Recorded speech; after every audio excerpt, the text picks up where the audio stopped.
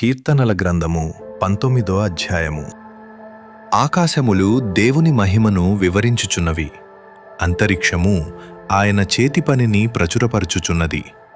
పగటికి పగలు బోధ చేయుచున్నది, రాత్రికి రాత్రి జ్ఞానము తెలుపుచున్నది. వాటికి భాష లేదు, మాటలు లేవు, వాటి స్వరము వినబడదు. వాటి కొలనూలు భూమి అందంతట వ్యాపించియున్నది. లోక దిగంతముల వరకు వాటి ప్రకటనలు బయలువెళ్ళుచున్నవి. వాటిలో ఆయన సూర్యునికి గుడారము వేసెను. అతడు తన అంతఃపురములో నుండి బయలుదేరు పెండ్లి కుమారుని వలె ఉన్నాడు.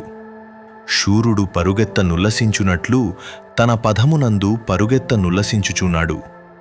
అతడు ఆకాశమున ఈ దిక్కు నుండి బయలుదేరి ఆ దిక్కు వరకు దాని చుట్టూ తిరిగి వచ్చుచున్నాడు. అతని వేడిమికి మడుగైనది ఏదియూ లేదు. యెహోవా నియమించిన ధర్మశాస్త్రము యథార్థమైనది, అది ప్రాణమును తెప్పరిల్లజేయును. యెహోవా శాసనము నమ్మదగినది, అది బుద్ధిహీనులకు జ్ఞానము పుట్టించును. యెహోవా ఉపదేశములు నిర్దోషమైనవి, అవి హృదయమును సంతోషపరచును. యెహోవా ఏర్పరచిన ధర్మము నిర్మలమైనది, అది కన్నులకు వెలుగిచ్చును.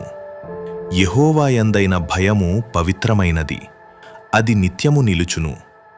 యెహోవా న్యాయవిధులు సత్యమైనవి, అవి కేవలము న్యాయమైనవి. అవి బంగారు కంటెను విస్తారమైన మేలిమి, బంగారు కంటెను కోరదగినవి.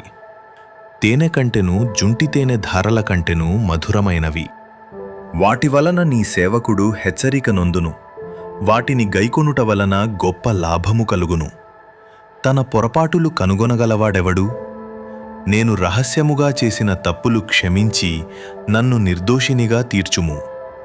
దురభిమాన పాపములలో పడకుండా నీ సేవకుని ఆపుము, వాటిని నన్ను ఏలనీయకుము.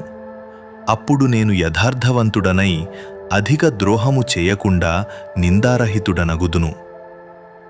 యెహోవా, నా ఆశ్రయదుర్గమా, నా విమోచకుడా, నా నోటి మాటలును నా హృదయ ధ్యానమును నీ దృష్టికి అంగీకారములగునుగాక.